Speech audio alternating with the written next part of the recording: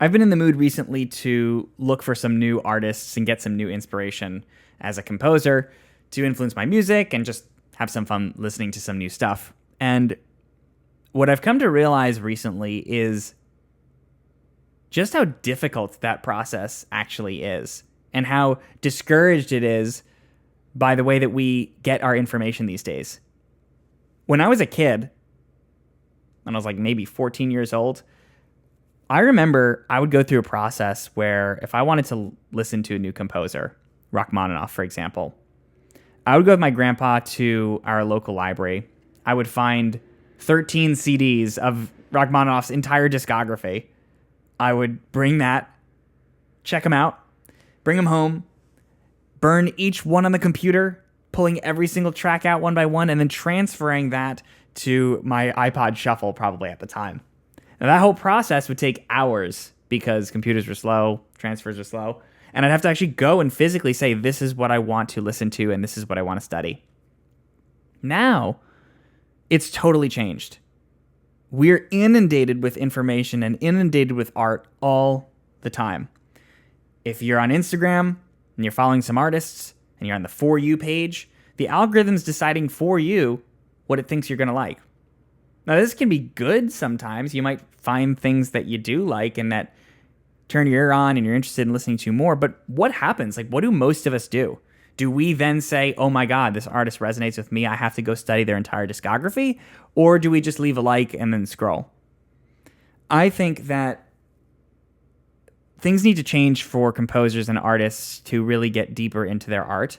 And one of the things that needs to change is not allowing algorithms to decide how we cultivate our learning. What I think an alternative approach is an in-between, a balance between these two things. I think that we need to become a bit more active with our approach on how we learn things and a bit more selective. So how do we go about doing this? Well, I was thinking about what my process looked like back then when I would listen to new art and kind of what things were like when they were at their best for me as a creative person. And what I realized is there's a bit of both that happens. We're naturally going to get exposed to something that we like, and then we make a conscious choice to go deeper and hone our focus in on that one thing. So I'll give you an example. Let's say you're on Instagram and you're scrolling and you find a piece of music that you really like that was in the background of a reel, right? So instead of just hitting like, I recommend that you actually click on what the track is, study the track, then go onto Spotify, Apple Music, whatever you use, download that album, add that album to a playlist that you're going to call New Listening or This Month's Inspiration or something like that. I want you to intentionally go through the effort of adding things that you like into a playlist that you're curating. You can think of this like your art Bible. So it's you making a decision in that moment to say, this is what I'm going to intentionally be studying for the next month. The key to this is to have a little bit of selectivity about it. If you have 500 tracks in your art Bible, it's pretty unlikely you're going to get some real substance from it. If you have just one track in your art Bible, you're probably going to wind up imitating it and not really have variety. So the key is to find a sweet spot. I would say probably maybe 3 to 4 albums of music at any one point in time should be in your art Bible. And then what I would recommend you do is throughout your day, as you're going through life, commuting in the car, working on non-music stuff, just play that music. Get it soaked into your head in the background. That's going to be a passive learning experience where you're just kind of absorbing it, listening, waiting for moments that pop up. But it's also going to require an active experience. And that is something that I think is really out of practice for a lot of people. That is going to involve you lying on your bed or sitting on a chair and doing nothing but listening to that music. Really listening. You don't have to analyze when you listen to it.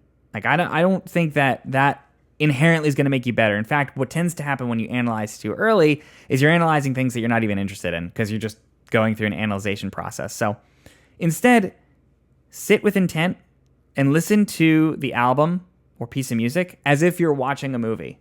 Don't do anything else on the side. Don't be reading a book. Don't be eating. Don't be scrolling your phone. just sit and intentionally listen. This is something I did for the first time in a while a week ago. I have a little like gas fireplace, so I turn on the fireplace and I just sat on an armchair and I listened to some Rachmaninoff. And honestly, I couldn't believe how evocative the music felt and how rewarding and rich that experience was to just sit and listen to music with no distractions.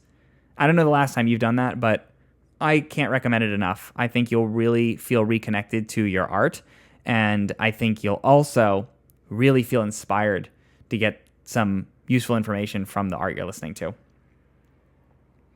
I just really want to encourage, just most importantly of all, that learning, true learning, is not something that's going to happen by you idly sitting back and just watching things. It's going to happen by an active effort.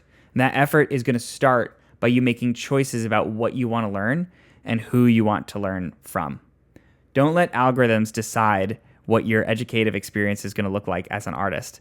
Make those intentional choices and own those choices. And then later, a month from now, you can always decide to add some new music, remove some music, but make that an active, intentional experience rather than just becoming a passive observer in your own education.